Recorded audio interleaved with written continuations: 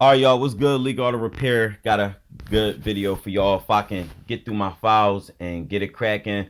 So what I'm working on is a Chevy Impala. Um, don't know offhand what year it ends. I remember that body style starting in 2006, and I believe it did end it in 2012.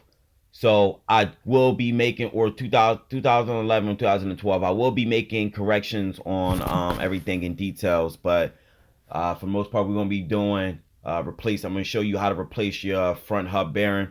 Apply for left front and the right front, both sides in the front. So the rear is this similar, except for the bolts are mounted differently and it's a lot easier to get to. But this is easy. So make sure you guys hit the like button. Make sure you guys subscribe. We're just going to jump into the video. So first thing I'm doing, I guess I just started at the hub already. I already got the wheel off. You can't get the wheel off. Don't even worry about the job because apparently you can't do the job because you couldn't get the wheel off. So there is a little clip thing for the ABS wire that's off the hub. You will be attaching that wire from the car side. Well, from the car side to the hub side, you want to break the connection. So just undo the connector. So just lift the tab up and pull away. Bam, you in there. You need those pliers to get it out that little hole because those locking tabs keep it in place. So we need needle nose floor. So next thing I'm gonna be taking off the brake caliper. The brake caliper is held in with two 15mm bolts. So I was able to sneak in there with like a little swivel, half-inch swivel, and a 15-inch half-inch deep socket.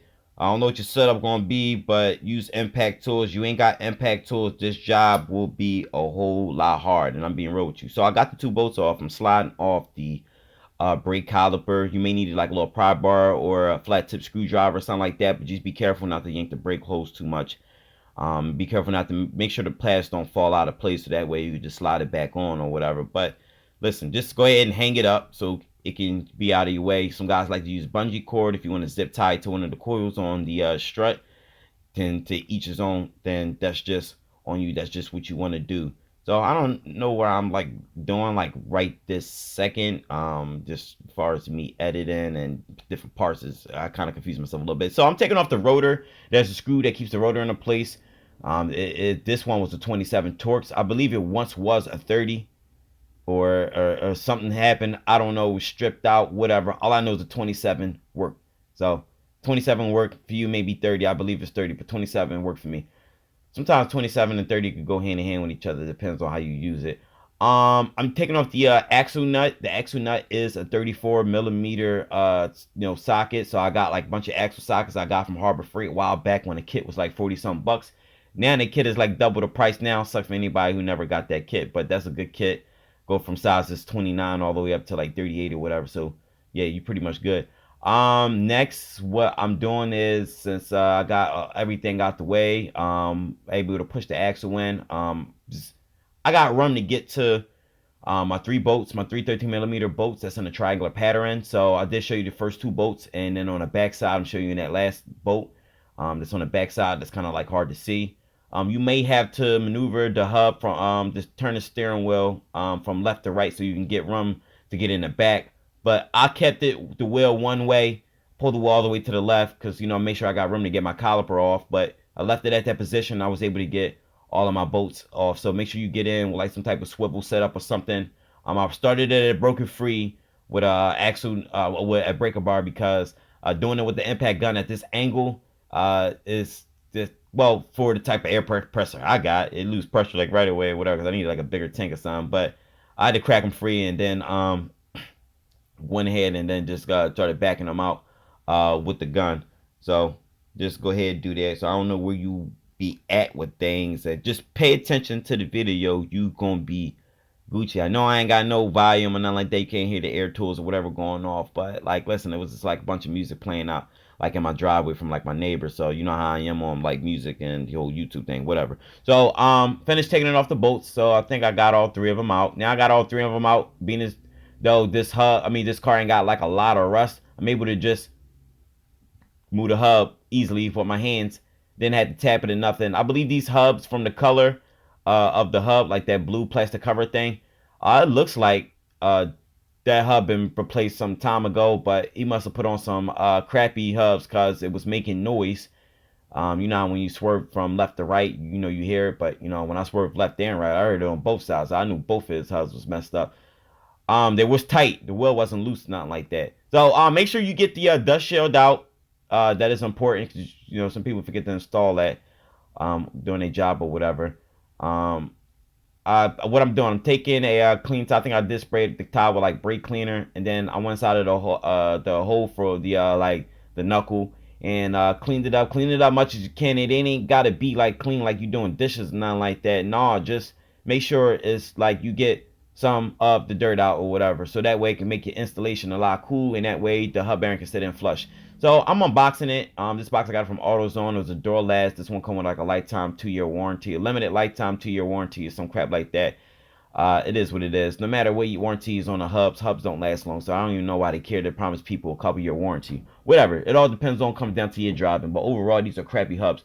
So I'm putting in a couple little plastic little accessories and like a little plastic cover for like the wire harness, and then like a little clip thing so I can properly mount everything.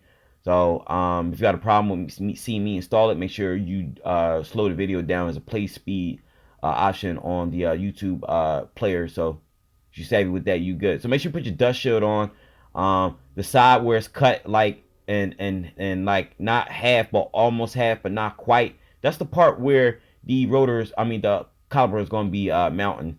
So do not you can install this wrong, but there's a right way to install it. So the part where it got the biggest slit at, like the biggest opening for the caliper, you're gonna rotate that over and make sure you got room or whatever. I'm confusing myself and I'm confusing you. Just make sure you install it the way I installed it. The slit, big slit, is for the caliper side, so that's all you need to know. So sometimes once you get it inside of when the splines line up between the hub bearing and stuff and the axle, you might gotta like force it, like twist it yourself. It's cool long as both wheels are up. You'll be good twisting it, and rotate that around so that way you can get the holes lined up in a place, and you know everything could go on cool, everything can go on Gucci. So this probably will be a little pain in the ass for you doing this part, but listen, just be patient. You be good. I did speed up this installation on this part because I believe that you know if you could remove it, you can install it. So lucky I was nice enough to slow it down for you, and you know, so that way you can see like in the little details. But after that, I'm speeding it up. See how I'm doing for like right now. So after that, I got my hose lined up. I'm going ahead and starting my three 13 millimeter bolts, and I'm only starting them. I thread them in a couple threads, like maybe little 6 twists probably or whatever, and then I hit it with the impact gun just to make sure I don't cross thread nothing or whatever.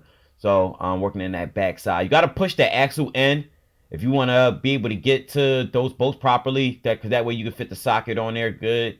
And two, you gotta push it in too if you want to get that connector through the hole too. You gotta push in that socket. I mean, push in the axle, and you got room for whatever it is you need to do. You good. You don't need to take off the low control arm or the tie rod. I used to be that boy doing that because I used to more rum I got, the better I am. But after a while, you just learn to what you don't need to do. Don't make you incompetent. Don't make you stupid or nothing. There's a million and one ways to skin a goddamn cat. So what I'm doing, I'm tightening up the axle nut. However you want to tighten it, get your torque specifications. My brain is my torque, so I'm good. Don't worry about me. You worry about you for when you get a comeback. You don't worry about leak, because leak. Apparently, I do this for a living, and you don't, because you watching the video, right? So I'll put on my caliper. Make sure you get your 15 millimeter bolts in to keep the caliper in place. You notice I did use a breaker bar, and I did snug down everything with the breaker bar. I gave it extra torque or whatever because I do not trust impact tools when I'm tightening to a certain extent. That's just me. That's just how I am. Unless you got like a strong ass air compressor. My air compressor is only strong for literally 1 to 2 seconds. So, because it's a small tank, I need to get me like a bigger tank or add like another tank in parallel or something. I don't know. So what I'm doing is I got everything tightened. Looks like I securing my wire harness properly. I did connect it, so make sure that's in so you don't get an ABS light. Now next I'm getting in my wheel, and that's pretty much the end of the job. So this is just hub bearing replacement. It's really simple. It's not hard. You can do it in your driveway. Save yourself 2 hours of labor at the dealership or whatever shop. they're gonna charge you easily an hour and a half, 2 hours labor. I know at the dealership it would have been like 2 hours labor.